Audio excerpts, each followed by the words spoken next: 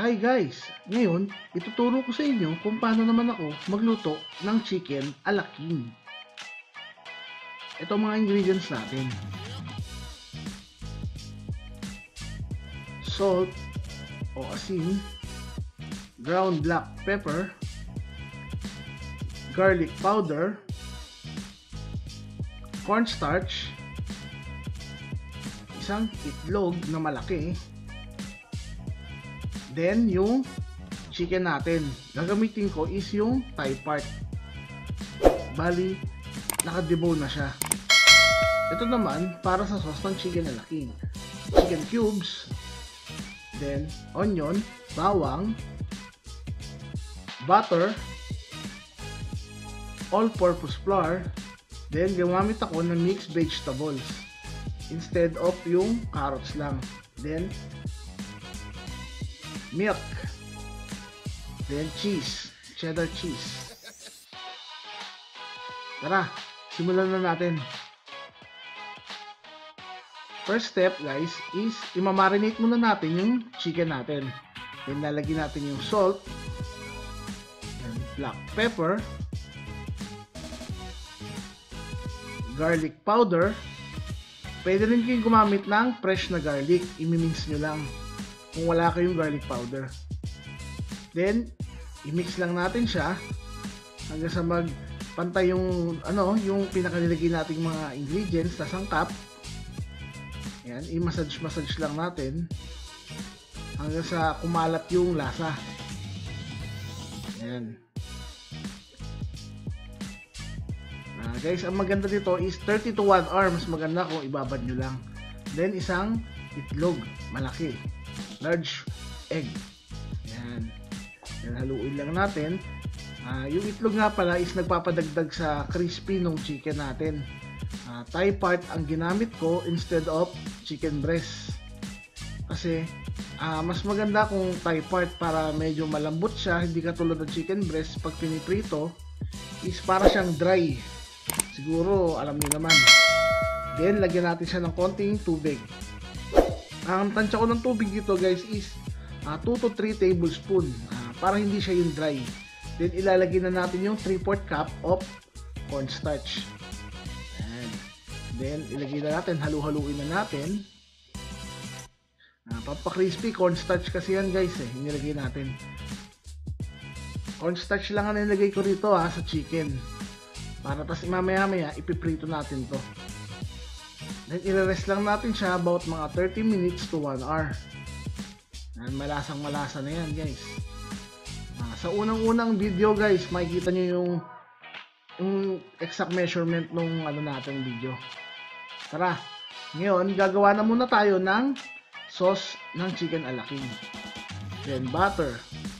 Yan. Siguro ang ginamit ko dito is 100 grams ng butter. O yung kalahati ng butter pag bumili kayo ng isang buo, hatiin nyo lang. Yan, ilulusawin lang natin. Yan.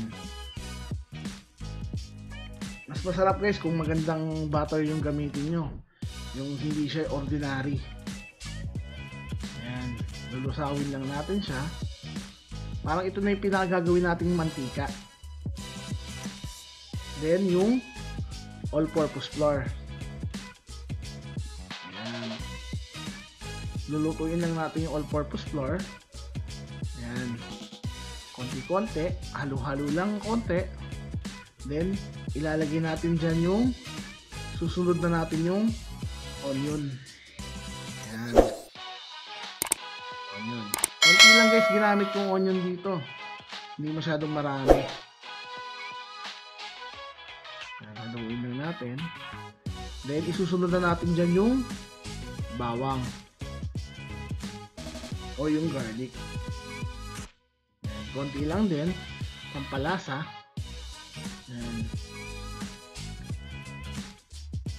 Haluin nyo lang, haluin hanggang sa maluto yung flour natin.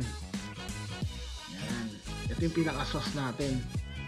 Mamaya makikita nyo magtitik na yan pag nilagay ko na yung gatas.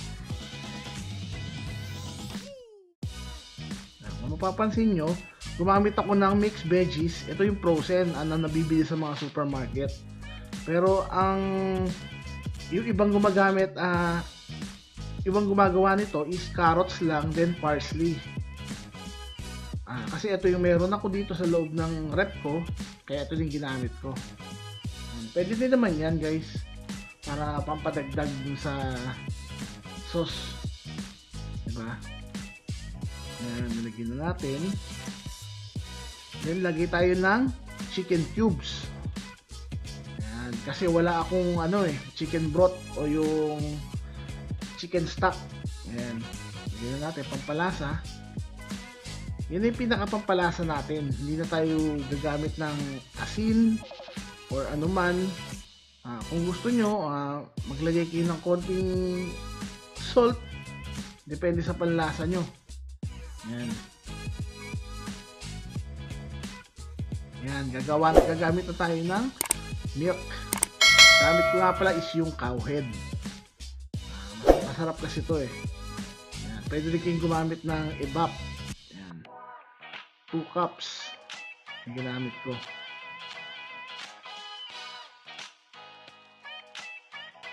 Yan. Maya pag medyo malakas na ilalagay na natin sa medium heat yung pinaka-kalan, makikita nyo ay magtitiken yung yung sauce nya. Yan. Halu-haluin nyo lang, lagay nyo lang sa medium heat para at least medyo mag-tick na yung sauce nya. Yan. Hintayin natin siyang kumulo para mag-tick na yung sauce. Ayan. Ayan. Kailangan guys is bantayan nyo yung niluluto nyo para hindi siya masunog, kasi mabilis masunog ang gatas. Yan, nakikita nyo nagtitik. Ang tip ko lang, kung kasi habang lumalamig tong sauce na to is naglalagay ako ng tubig. Yan, naglagay ako ng 1 cup. Ayan. Tapos hahaluin ulit natin yan.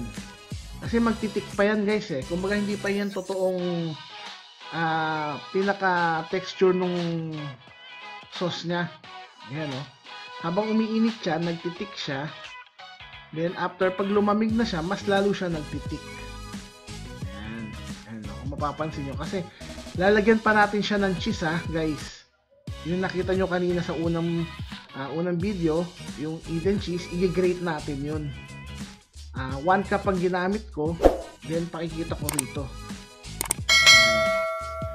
Pag medyo nakikita nyo magtitik pa is lagyan nyo pa kahit konti pa. Kung yung gusto nyong lapot nung pinakasabaw or nung pinakasarsa ng chicken ala king, nasa sa inyo yan guys, kung gusto nyo yung malapot o malabnaw. Yan, pakuluin lang natin siya. Yan, nagtitik pa siya. Yan. Yan, ito ilalagay ko na yung cheese. Yan. Guys, tip ko lang is gamit kayo ng cheese na mabilis malusaw. Hanggat maaari, yung Eden cheese yan, okay yan. Pero mas maganda rin kung gagamit kayo ng quick melt. Yung mas mabilis siyang malusaw sa init. Yan. Kung mapapansin nyo guys, wala akong nilagay na asin or what na pampalasa, na pampaalat. Kasi yung Knorr cubes na chicken, nagpapaalat na rin yun. Then yung pati yung cheese. Ayan. At nagpapatiken din yung cheese. Ayan, no? Ngayon maglalagay pa ako dyan ng guys, ng konting tubig pa. Siguro mga 1/4 o 1/2 na tubig. Ayan. Makikita nyo naman dito eh. Ayan. Halu-haluin lang natin. Malapit na din maluto to guys. Ayan o. Diba guys? Kung bago ka sa YouTube ko, then kung bago ka sa channel ko, baka naman guys, baka pwede naman pa-subscribe tayo dyan. Ayan. Then comment lang po sa baba kung may mga gusto kayong i-share na recipe na pwede natin iluto. Subukan natin gawin guys. Walang problema kay Papa Tech. And then pakuluin lang natin siya. Then after makulo nito guys, isa-set aside na muna natin siya. Yan. Then lagyan natin siya ng konting black pepper. Wala kasi akong white pepper eh. Mas maganda sana akong white pepper. Yan. Yan. Para medyo nagtitikin na siya. After nito, papatayin na natin, then set aside na natin. Lalagyan natin siya mamaya, itatoppings na natin siya dun sa chicken. Ngayon, habang hinahalo natin to, yan, tapos na yung pinaka-sauce ng chicken alaking natin.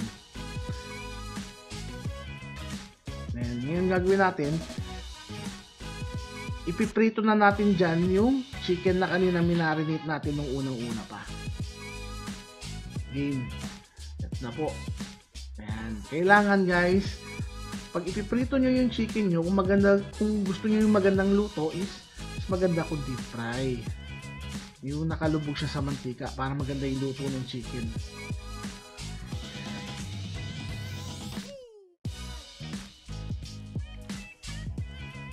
Ayan na. Then, pag nakita nyo medyo mainit yung mantika, pwede na natin ilagay dyan yung chicken na minarinate natin. Ayan. Chicken thigh po ang ginamit ko rito guys hindi siya yung chicken breast. Chicken thigh fillet. Yan, naka-debone na yan guys. Nabili ko sa supermarket. Naka-debone na. Yan. Mas masarap kasi sa akin, para sa akin yan eh. Mas juicy siya kesa dun sa chicken breast. Kasi yung chicken breast pag medyo naluluto siya ng gusto hanggang piniprito, nagda-dry siya, hindi siya juicy inside, di ba? Siguro alam naman ng iba yan dahil karamihan tayo is thigh part ang mga paborito pagdating sa fried chicken. Yan. Pag nakikita nyo guys is baliktarin nyo lang. Huwag nyo masyadong sobrang lakas ng mantika para hindi siya masunog. Dahan-dahan lang, medium heat lang. Ayan. Pag nakita nyo nag-golden brown, ayan, ibig sabihin yan is malapit lang maluto yung chicken. Then, after nito guys, pag naluto na siya, tsaka natin ilalagay yung sauce nung kanina ginawa natin. Ayan, diba? Ito lang guys kahit wala yung sauce, napakasarap na itong lasa nito. Kahit ito lang, itry nyo guys, walang problema. Masarap to. Yung recipe nung chicken, yung fried chicken na to, masarap na yan. Tapos lalagyan nyo pa nung sauce ng chicken alaking, naku po, mapaparami ang kain nyo. Sigurado yan. Yan guys, sana nag-enjoy kayo dito sa luto ni Papa Tex Cooking. At maraming salamat sa lahat na nagsasubscribe at sa mga bago na nagsubscribe at mga nagko-comment ng mga magaganda. Natutuwa naman ako. Maraming salamat. Nakakataba ng puso. Mas lalo kong ini-enjoy yung pagluluto dahil i-share ko sa inyo. Ayan guys, oh. Diba? Ready na. Luto na ang chicken ala king ni Papa Tex. Maraming salamat!